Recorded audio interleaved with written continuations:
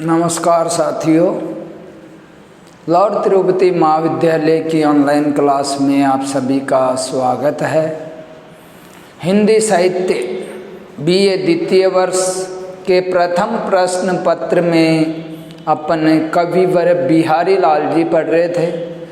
इससे पिछली वाली कक्षा में अपन ने कवि बिहारी लाल जी के जीवन परिचय के बारे में पढ़ा। इनके द्वारा रचित ग्रंथ सतसई, जिसमें 713 दोहे हैं। तो सतसई से चयनित अंश जो दोहे हैं उनकी व्याख्या आज हम पढ़ेंगे। देखिए, कल मैंने आपको बताया था कविवर बिहारी जी अपनी सतसई में जो काव्य रचना का प्रारंभ करते हैं वो श्री कृष्ण वंदना, राधे जी वंदना से करते हैं। राधे जी की वंदना के कारण हम बिहारी लाल जी के लिए कह सकते हैं कि कविवर बिहारी पर वल्लभ राधा वल्लभ संप्रदाय का प्रभाव था।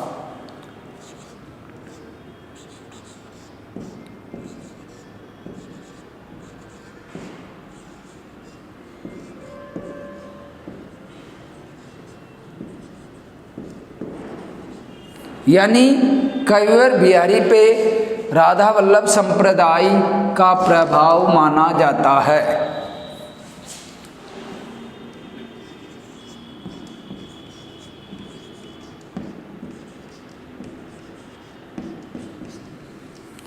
और कविवर बिहारी ने अपने जो दोहे लिखे थे उनमें एक से बढ़ के एक हर एक क्षेत्र में इनके द्वारा दोहे लिखे थे। देखिए, प्रथम दोहा इनके द्वारा रचित, मेरी भवबाधा हरो राधा नागरी सोई, जा तन की झाई परत श्याम हरित दुति होई। यानी भव बाधा का अर्थ होता है, तात्पर्य होता है पीड़ा, सांसारिक पीड़ा।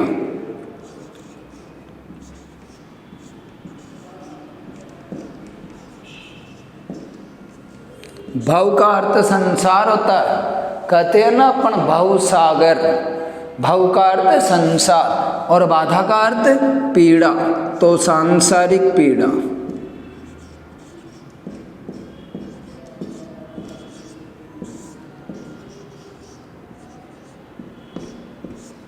सांसारिक शब्द में एक प्रत्यय है क्योंकि मूल शब्द संसार है। मेरी बहुबाधा हरो राधा नागरी सोई। नागरी का अर्थ होता है चतुर।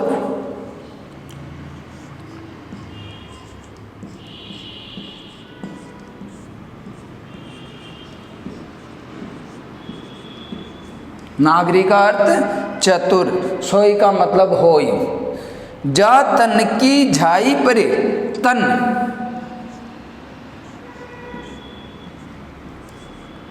से तात्पर्य शरीर। झाई, झाई का अर्थ होता परछाई या छाया अपन कह सकते हैं। श्यामो, श्यामो का अर्थ काला होता है, सांवला होता है। हरित का मतलब हरा, द्वितीय मन दोनों, होई का मतलब होई। अब देखिए, पहले दोहे में कविवर बिहारी लाल जी भगवान श्री कृष्ण और राधे जी की वंदना करते हुए क्या कह रहे हैं कि हे संसार सागर की नैया पार लगाने वाले श्री कृष्ण, मेरी भव बाधा हरो, यानी मेरी सांसारिक पीड़ा का आप नाश करो, मेरी सांसारिक पीड़ा को दूर करो। राधा नागरी सोई, यानी चतुर राधे जी के स्वामी जो है वो मेरी सांसारिक पीड़ा को दूर कीजिए। जा तन की झाई परे, यानी राधे जी के लिए कह रहे हैं कविवर बिहारी लाल जी कि जिन राधे जी के शरीर की परछाई, यानी जिसे आप देखते हो, श्याम हरित दुति होई। हरित का मतलब हरा भरा प्रसन्न भी होता है।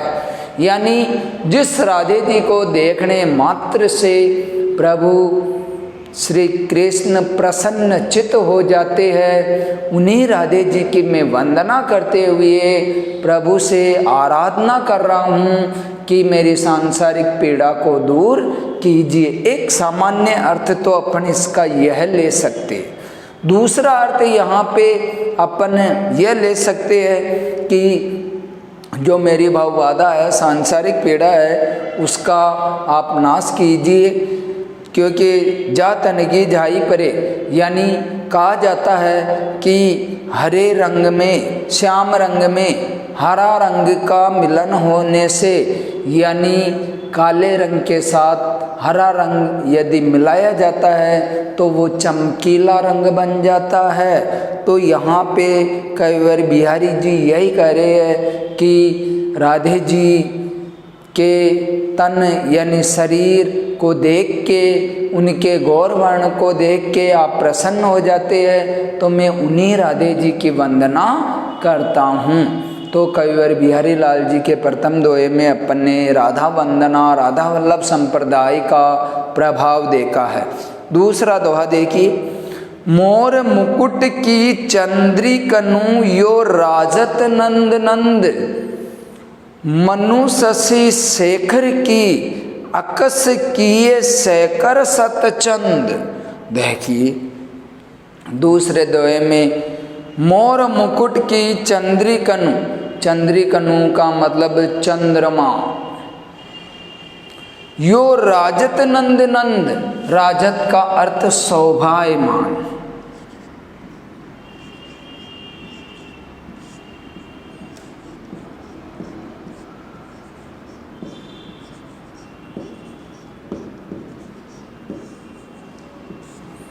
राजत का अर्थ शोभायमान होता है।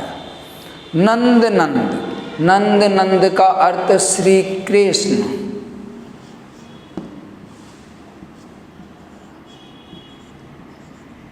यानी बाबा नंद का नंद श्री कृष्ण।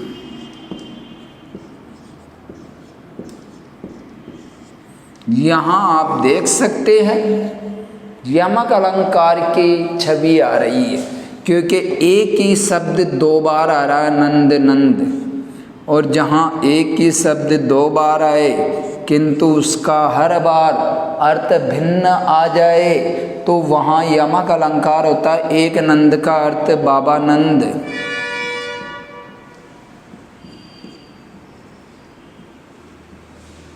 और एक नंद का अर्थ होता है पुत्र सुत तने, यानी यहाँ आपके यमक अलंकार भी आ रहा है कि मोर मुकुट की चंद्रिकनु यो राजत नंद नंद, मनु शशि शेखर की, शशि शेखर शिव, शशि शेखर यानी किनके सिर पे चंद्रमा विराजमान हैं, भगवान शिव के। तो शशि शेखर का तात्पर्य क्या हो जाएगा? भगवान शिव।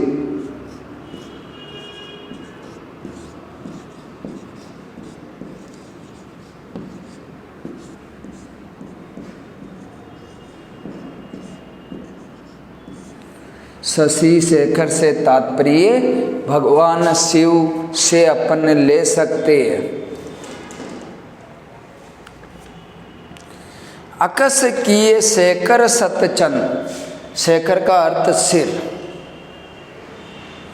देखिए यहाँ पे भगवान श्री कृष्ण के रूप सौंदर्य, उनकी महिमा को बताते हुए कविवर बिहारी लाल जी कह रहे हैं कि मोर मुकुट की चंद्रिकनु, यानी भगवान शिव के मुकुट में जो मोर की पंखुड़ियाँ हैं उसके लिए कविवर बिहारी लाल जी कह रहे हैं कि मोर मुकुट की चंद्रिकनु यो राजत नंद नंद, यानी भगवान श्री कृष्ण के सिर पे जो मोर पंख है वो बहुत ही शोभायमान है। भगवान श्री कृष्ण के सिर पे जो मोर पंख बंधे हुए हैं वो सैकड़ों सैकड़ों चंद्रमाओं के समान शोभायमान लगता है। और वो जो मोर मुकुट भगवान श्री कृष्ण के सिर पे बंधा हुआ है, उसके लिए कई बार बिहारी लाल जी कह रहे हैं, मनु शशि शेखर की अकस किए शेखर सतचंद। और मानो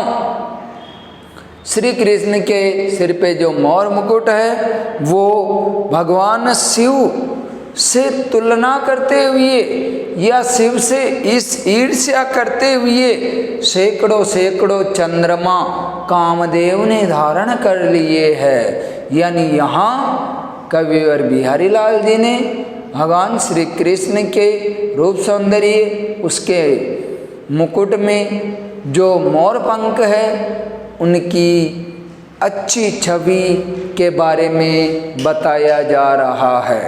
आगे देखिए तीसरा दोहा, तंत्री नाद कबित रस सरस राग रति रंग, अन बूढ़े बूढ़े तरे जे बूढ़े सब अंग। यहाँ कविवर बिहारी लाल जी ने सांसारिक जीवन के लिए कह दिया तंत्री नाद। तंत्री का अर्थ वीणा और नाद का अर्थ होता स्वर।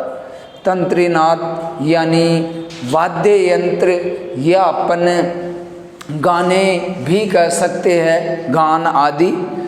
कवित रस, कविता का रस, साहित्य का रस। कवित रस से क्या तात्पर्य लेंगे? साहित्य का रस। सरस राग रति रंग। रति रंग का अर्थ होता है स्त्री पुरुष का जो रति क्रीड़ा प्रेम होता है वो। अन बूढ़े बूढ़े तरे जे बूढ़े सब अंग, यानी बूढ़े का अर्थ होता है डूबना। यानी पूरे दोहे का अर्थ कविवर बिहारी लाल जी कह रहे हैं कि संसार में जो वीणा या वाद्य है उसके रस आनंद, उसका आनंद जिसने नहीं लिया है, जिसने साहित्य रस या साहित्य का आनंद नहीं लिया है, और जिसने सांसारिक क्रीड़ा में भोग विलास का आनंद नहीं लिया है, वो सभी संसार में यानी संसार सागर को पार नहीं कर पाते हैं। यानी यहाँ कविवर बिहारी लाल जी ये कह रहे हैं कि जिन्होंने हर प्रकार का आनंद प्राप्त किया वो तो संसार सागर को पार कर जाते हैं, किंतु जिन्होंने चाहे स्त्री सुख का सुख हो, चाहे साहित्य का सुख हो, साहित्य रस हो, चाहे वीणा रस हो, यानी हर एक प्रकार के रस के बारे में कविवर बिहारी लाल जी ने कहा कि व्यक्ति इस संसार में सभी सुखों का जिसने भोग किया है वो तो इस संसार सागर से पार हो जाते हैं, और जिन्होंने इन सुखों का भोग नहीं किया है वो संसार सागर के मध्य अटक जाते हैं, रुक जाते हैं।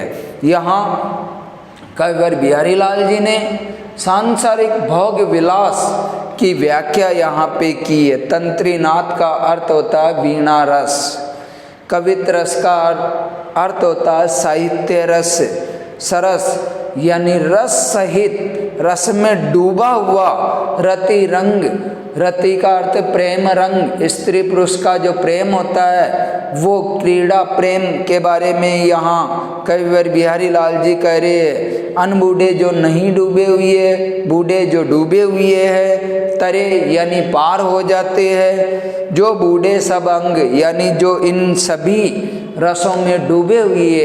कहने का तात्पर्य कविवर बिहारी लाल जी ने सांसारिक सुखों का भोग विलास करने के लिए यहाँ पे कहा है। अगला पेरा देखिए, चौथा पेरा, कीने हूँ कोटिक जतन अब कही काढ़े कौन, भो मन मोहन रूप मिली पानी में को लोनू। यहाँ पे एक गोपी का जो श्री कृष्ण से प्रेम हो जाता है या वो श्री कृष्ण के रंग में डूब जाती है, गोपियों के प्रेम को कविवर बिहारी लाल जी ने अभिव्यक्त किया। कवि बिहारी जी कह रहे हैं एक गोपी के मन की बात का वर्णन करते हुए कहते हैं कि कीने हूँ कोटिक जतन। कोटिक का मतलब करोड़ों और जतन का मतलब प्रयास। कोटिक का मतलब करोड़ों।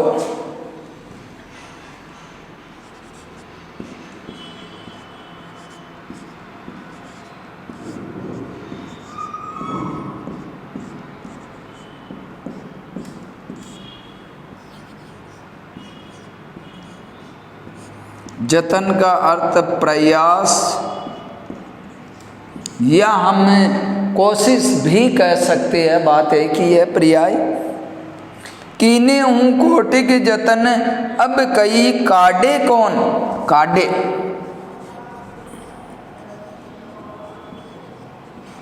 निकालना।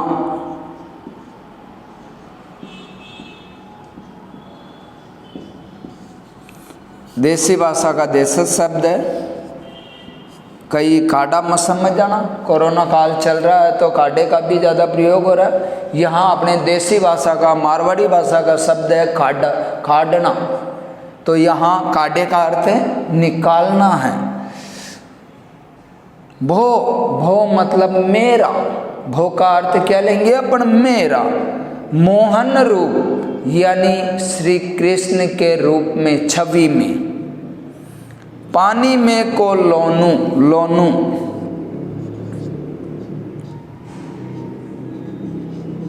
यहाँ लोनू का अर्थ नमक लेंगे अपन। लोनू का तात्पर्य यहाँ नमक, यानी यहाँ पे एक गोपी के द्वारा श्री कृष्ण के बारे में कहा जा रहा है। वो गोपी बार बार लोक लज्जा के कारण श्री कृष्ण से अपना मन हटाना चाहती है, किंतु उसका मन श्री कृष्ण से नहीं हटता है। तो देखिए कवि बिहारी जी उस गोपी के लिए क्या कह रहे हैं, कीने हूँ कोटि के जतन।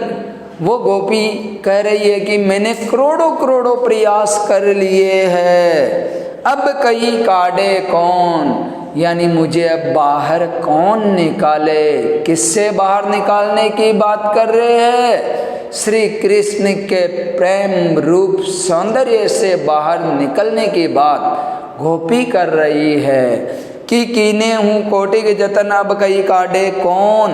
भो मन मोहन रूप मिली, कि मेरा मन तो श्री कृष्ण के रूप सौंदर्य लावण्य छटा में इस प्रकार मिल गया है, जो पानी में को लोनू, यानी यहाँ उपमा अलंकार का प्रयोग दे दिया है कि अपन करोड़ों करोड़ों प्रयास करने के बाद भी पानी में मिले हुए नमक को अपन अलग नहीं कर सकते। जिस प्रकार पानी में नमक मिल जाता है तो वो लाख कोशिश के बाद भी वो अलग नहीं हो पाता है। तो यहाँ उपमा अलंकार, यहाँ गोपी नमक और पानी की उपमा देते हुए कह रही है कि मेरा मन भी श्री कृष्ण में उसी प्रकार रम गया है जिस प्रकार पानी में नमक मिल जाता है। तो यहाँ कवि बिहारी ने एक गोपी के श्री कृष्ण के प्रति रूप सौंदर्य प्रेम की अभिव्यक्ति का वर्णन किया है।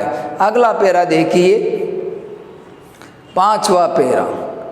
यहाँ सांसारिक जीवन और शिक्षा से संबंधित दोहा है कि अरे हंस या नगर में जइयो आप बिचारी, कागनी सो जिन प्रीति करी, कोकिल दर्श बिडारी। देखिए कबीरदास जी बहुत बड़े, बिहारी लाल जी बहुत बड़े विद्वान थे, तो उन्हें हर बात का पता था कि कहाँ क्या कैसे क्या लिखना है। तो यहाँ बिहारी जी कह रहे कि अरे हंस या नगर में, या का मतलब इस, यहाँ पे या का तात्पर्य इस, और हंस से तात्पर्य अपन अच्छा व्यक्ति और एक पक्षी दोनों ले सकते हैं।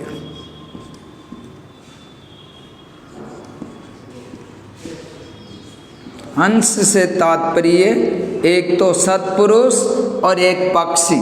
तो यहाँ सलेस अलंकार भी अपने निहित है। और या का मतलब इस, नगर मतलब शहर में, जइयो आप विचारू, जाने से पहले आप विचार कीजिए। कागनी, कागनी का मतलब कौवा। सो जिन प्रीति करी, प्रीति का अर्थ प्रेम। कोकिल, कोकिल का मतलब कोयल। दर्श बिडारी, बिडारी का अर्थ भगा दिया, यहाँ कविवर बिहारी लाल जी कह रहे हैं, सज्जन पुरुषों के लिए कवि बिहारी जी कह रहे हैं कि हे सज्जन व्यक्तियों, आप उस जगह जाने से पहले विचार कीजिए। यह हंस पक्षी के लिए भी कहा जा रहा है कि आप उस जगह जाने से पहले विचार कीजिए कि अरे हंस या नगर में जयो आप विचारी, कि हे सज्जन व्यक्तियों, आप उस जगह या उस नगर में या उस स्थान पे या उस घर में जाने से पहले विचार कीजिए जहाँ सत्पुरुषों का सम्मान नहीं है। यहाँ पे कि कागनी सो जिन प्रीति करी, कागनी कौवा दुष्टों का प्रतीक है। यहाँ कौवा किसका प्रतीक बताया बिहारी जी ने? दुष्टों का, कि जो दुष्ट लोगों के साथ, चापलूसों के साथ प्रीति करते हैं, प्रेम करते हैं। और